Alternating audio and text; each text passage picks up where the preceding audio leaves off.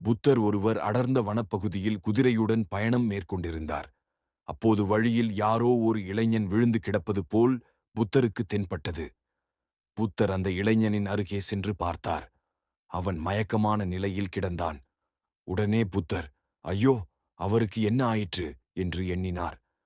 உடனே தன் குதிரையில் இருந்து இறங்கி சிறிதளவுதான் வைத்திருந்த நீரை அவன் முகத்தில் தெளித்து சிறிது அவன் பருகுவதற்கு நீர் கொடுத்தார். பின்று அவன் நிதானமாக எழுந்தான். அவன் எழுந்தவுடன் புத்தர் மகிழ்ந்தார்.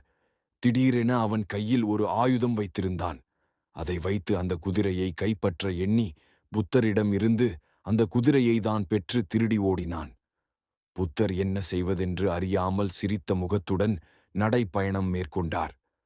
புத்தர் நெடுந்தூரும் செல்ல வேண்டியிருந்து, எனவே அவர் பக்கத்து ஊருக்கு சென்று குதிரை ஒன்றை வாங்க வேண்டும் என்று எண்ணினார்.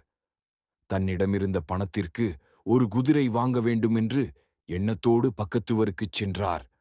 அங்கே பார்க்கும்பொழுது நிறைய குதிரைகள் இருந்த அதில் தன்னுடைய குதிரையும் ஒன்று இருந்தது. அதை கண்டவுடன், நம் குதிரை இங்குதான் இருக்கிறது என்று அறிந்தவர் அந்த குதிரையின் அருகே சென்றார். அதை பார்த்த அந்த கள்வன், ஐயோ, நான் மாட்டிக்கொண்டோம் என்று அவன் அஞ்சினான்.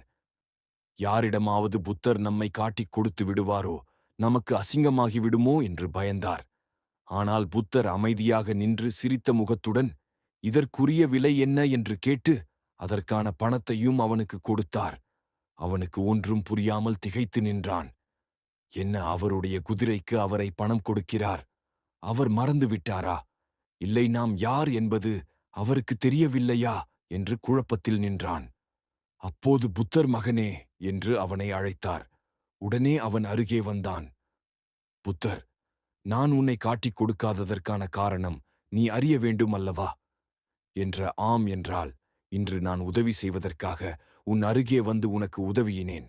ஆனால் அதை நீ இவ்வாறு தவறாக பயன்படுத்தி என் குதிரையை திருடினாய். இதை நான் வெளியே கூறினால் அடுத்து யாருக்காவது யாராவது உதவுவார்களா? யாருக்கும் யாரும் உதவ மாட்டார்கள். எனவே அந்த ஒரு நிலைமை யாருக்கும் யாராலும் வந்துவிடக்கூடாது என்பதற்காகவே நான் விஷயத்தை வெளியே சொல்லாமல் மறைத்தேன். எல்லாருக்கும் எல்லோருடைய உதவியும் தேவை. பிறருக்கு உதவி வாழ வேண்டும் என்பதை நோக்கம் கொண்டே இதை நான் மறைத்தேன் என்று அவர் கூறினார். இதைக் கேட்டவன் வெட்கத்தில் தலை குனிந்தான். எவ்வளோ பெரிய தவறு செய்துவிட்டோம் என்று. Subscribe, like, share, comments. நாளை நல்ல ஒரு கதையில் சந்திப்போம்.